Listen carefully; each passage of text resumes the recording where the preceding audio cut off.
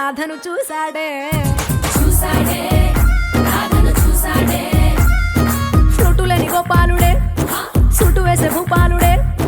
మీసమొచ్చిన పాలుడే మాట వెంట పడిపోవుడే కటిక చీకటిలో కన్ను కడతాడే వెన్న ముద్దలని వెంట పడతాడే కోల చేస్తాడే కాలమేస్తాడే మాయలోడు వీడే హై బృందావనం నుంచి కృష్ణుడు వచ్చాడే